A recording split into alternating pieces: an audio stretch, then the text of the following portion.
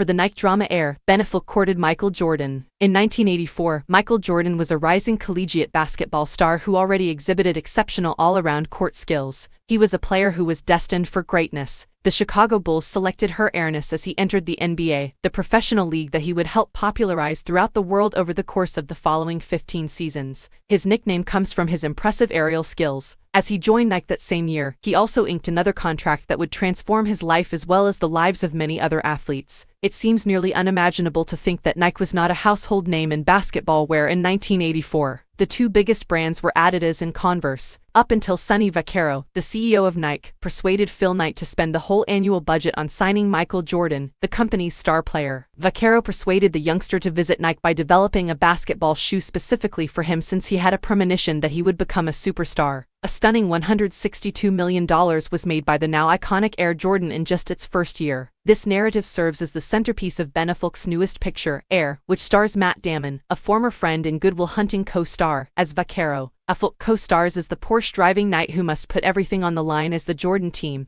led by his mother Dolores, seeks to make a historic agreement for the player. A novel move at the time that altered how sportsmen were paid for endorsing businesses was giving him a share of the profits from every pair of shoes sold with his name. It was never going to be simple for Affleck, Damon, and their team to adapt the story for the big screen, though. The final dance served as the catalyst. Alex Convery, a budding screenwriter from the year 2020, was confined inside during the epidemic with nothing else to do but watch Netflix. During the first few months of quarantine, he recalls, like everyone else, I was shut up watching The Final Dance. The Final Dance was one of the early COVID-19 must-see shows that everyone had on their watch lists, along with Tiger King and Normal People. This Emmy-winning documentary followed Jordan's career, with a particular emphasis on his last year playing for the Chicago Bulls. Convery, who started looking into the history of this historic transaction, reveals, there's a short 5-minute clip about Nike and just how Air Jordan came together. Originally known as Air Jordan, the screenplay was included on the prestigious Blacklist of 2021, a list of the most acclaimed unproduced scripts in Hollywood.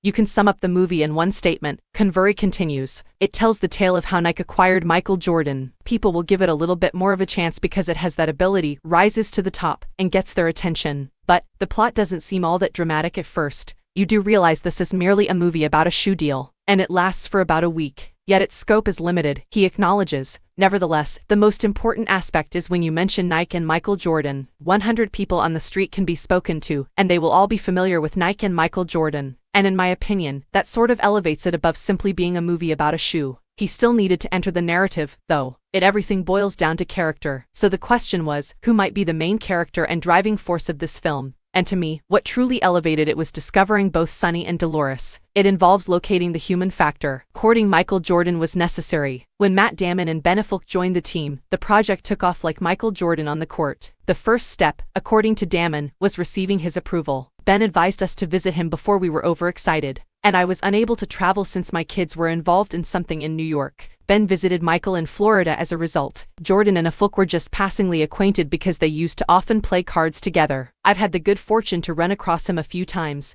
says Affleck. I'm not going to act like we're friends. I looked up to the man, and I've occasionally had the chance to interact with him. I have many fond memories of it. Most likely, he has forgotten. In order to ask, hey, can I come see you and just run this through you, I at least had enough in. His airness made a few recommendations. Affleck made the wise decision to ask Michael Jordan what he would like to see in a movie that touched on a portion of his life story. I told her, I don't want to go against something that's fundamentally significant or true to you. Would you kindly explain what those things are? I'll keep my word, they'll be sacred. That was telling. He wasn't the type of person to say, oh, let's talk about when I did this and when I did that. He would only discuss other people. He wanted to make sure that the plot included other significant characters. The script for Air needed to be modified in order to include several people Jordan believed were essential to his success in those early years. When Jordan and his colleagues won gold at the 1984 Los Angeles Olympics, George Raveling, an assistant coach on the USA team, was the first. The second was Howard White, a member of Nike's athlete relations team who helped to facilitate Jordan's relationship with the corporation. Jordan's parents, James and Dolores Jordan, were the third crucial. Jordan's mother was the one who persuaded him to go to Nike, even though he preferred Converse. The winning factor was Viola Davis. Affleck received the shock of his life when he questioned Jordan in passing about casting.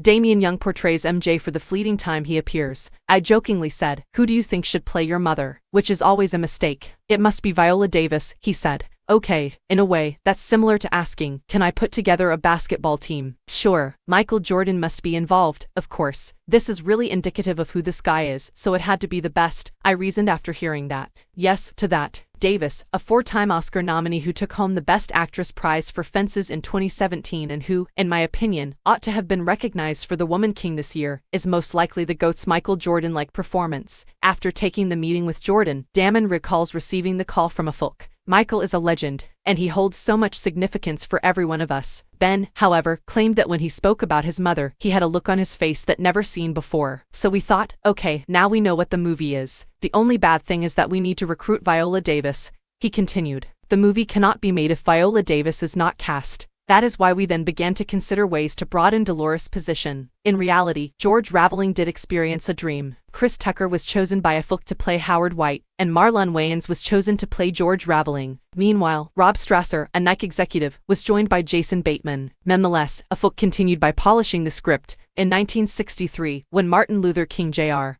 delivered his famous I Have a Dream address at the March on Washington, Raveling volunteered to serve as security. The young Raveling, who was standing at the stage with King, requested permission to preserve the typewritten copy of the speech. King promptly complied. Years later, he received an offer of over $3 million to sell the speech. Like Jordan, Air is granting artists agency. Affleck and Damon's new business, Artists Equity, which operates on a profit-sharing basis for not only directors, producers, and actors, but also other personnel, has released its first movie with Air. According to Affleck, it is a replication of Jordan's own agreement with Nike. Thematically, the film sort of reflected the things we were attempting to do, the philosophical objectives we had, adds Affleck. In some ways, we wanted to do what Nike wanted to do, which was break the rules a little bit, so we wanted to gather money to construct a mini studio. I surely don't compare myself to how that transaction not only significantly and profoundly affected Michael's life, it had a knock-on effect that resulted in hundreds of billions of dollars for athletes later on. Furthermore, I don't think it's even a fair one yet. Yet, it was a step in the right direction. In fact, we're attempting to follow a similar path since, in my opinion, that's how the best stuff is produced.